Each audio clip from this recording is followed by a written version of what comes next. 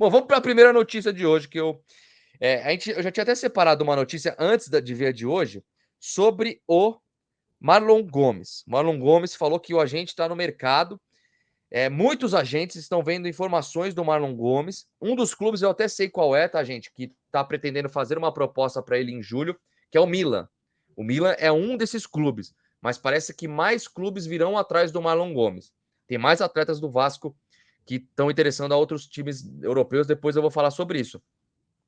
Mas, ô Edmundo, uma coisa, Edmundo e Eri, que me preocupa um pouco. É muita notícia de saída e pouca notícia de chegada. Ah, não pode vazar nome e tal. Mas a gente viu o que aconteceu no começo do ano, que parabéns ao Paulo Brax, que assumiu um erro de montagem de elenco. É importante. A primeira coisa importante do ser humano é assumir o erro. Depois disso, corrigi-lo, né? Porque isso não vinha acontecendo nas outras coletivas de imprensa. Chegava a coletiva e ele falava: não, não, o scout viu os jogadores antes de contratar.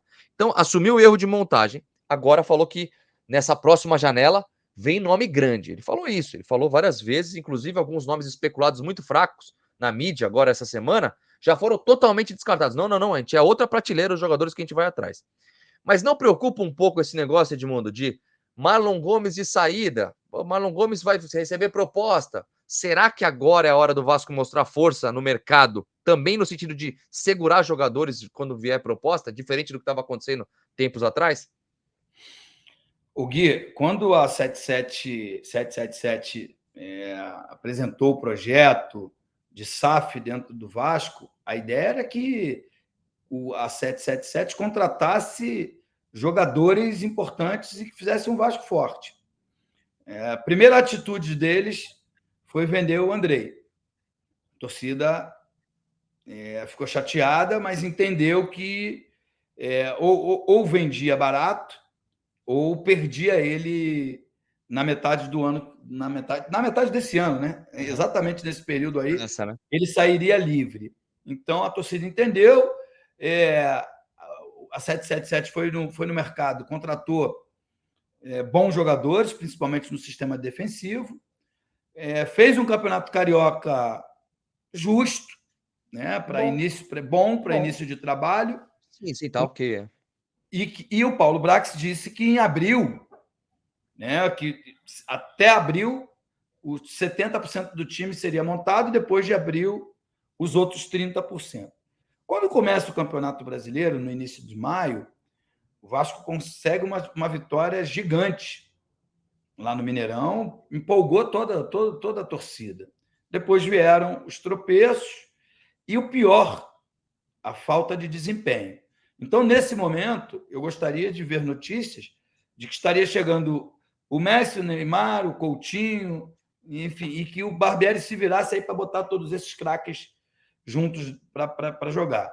A notícia que aparece é que a gente vai perder mais um jovem promissor que consegue brilhar com a camisa da Seleção Brasileira Sub-20 e não consegue nem ser titular no Vasco do Que é Barbieri. mal usado, né? Então, é antagônico.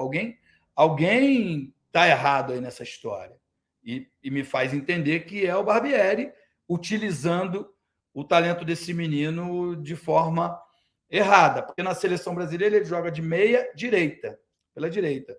No Vasco, todas as vezes que jogou, ele jogou de ponta esquerda, aberto pelo lado esquerdo. Enfim, eu não estou lá no dia a dia. O próprio Paulo Brax enfatizou isso. Vocês não estão assistindo os treinos. A gente não tem nem esse poder mais hoje. Quem deixa, né? De assistir os treinamentos.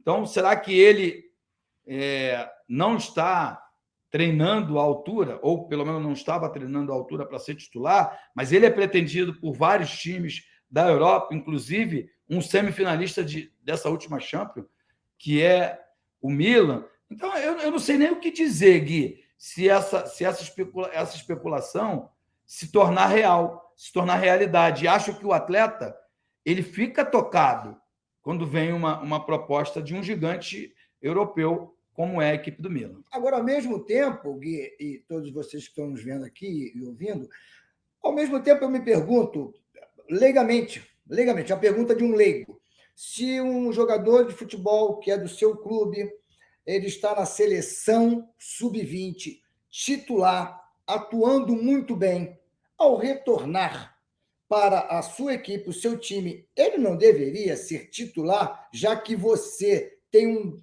jogador da seleção brasileira e é titular lá. Ele não tem condições de ser titular aqui, no seu time? Isso eu fico numa dúvida incrível, porque lá eu vejo o Andrei e vejo o Marlon, os dois jogando, cara, da maneira que deveriam estar jogando no Vasco. Né? Aí se você fala para mim, não, aí quando ele voltar, ele vai para o banco. Pô, o cara é da seleção brasileira. Quem é esse fera que está deixando ele no banco lá no Vasco? Eu não sei quem é. Alguma coisa está errada, eu não quero ficar julgando, porque eu não sou disso. Mas eu acho que alguma coisa está errada dentro do Vasco. Não vou julgar o Barbieri, não vou julgar o jogador, nada disso. O que eu acho é que, assim, tem alguma coisa de muito estranho. Daqui a pouco eu vou falar do Orediano, que é um cara que não aceito jogar no meio de campo, porque eu sou ponta direita. Ponta direita, querido, você não vai entrar no lugar do Peck. Então, assim, e que é isso? Que história é essa que o cara quer jogar, só quero jogar se for aqui? Menino novo, cheio de disposição. Será que isso é normal? Será que um treinador não tem capacidade de chegar? Não estou julgando. São especulações e apenas estou indagando porque é um leigo. Eu, como treinador, chego para o jogador que é talentoso e falo, querido, deixa eu te falar, eu preciso de você aqui no meio campo. Você é muito habilidoso, você é rápido, você é jovem, preciso de você aqui, mesmo que você caia pela direita, mas eu preciso de você aqui. E o jogador vai falar, não, então eu prefiro não. Eu acho que isso não existe. Não, e assim, eu já acho que a culpa é do Barbieri, na conta do Marlon Gomes. Por quê? Quando o Marlon Gomes foi escalado, ele botou ele para a esquerda, botou ele de primeiro, segundo volante, pela direita seria o principal para ele. Foi o que ele menos jogou no Vasco, e não tem como render assim. A mesma coisa para mim acontece com o Figueiredo. Eu não estou, você não acompanha os treinos. Não, não pode acompanhar, então a gente tem que falar do que a gente vê em campo. Eu acho que o Figueiredo teria que ser testado no lugar do Pedro Raul às vezes, cara. Começa no banco, troca pelo Pedro Raul. Tem que testar o cara que foi artilheiro da Copinha, cara, que sempre jogou lá na frente, não é nem especulado. Então eu acho que o Barbieri erra muito nesses. Escalação, bota sempre pé trocado com o Pedro Raul, que é maior, pé trocado nas pontas, com o Pedro Raul, que é alto, que cabeceia lá no centro. Cara, aí fica difícil pro cara jogar.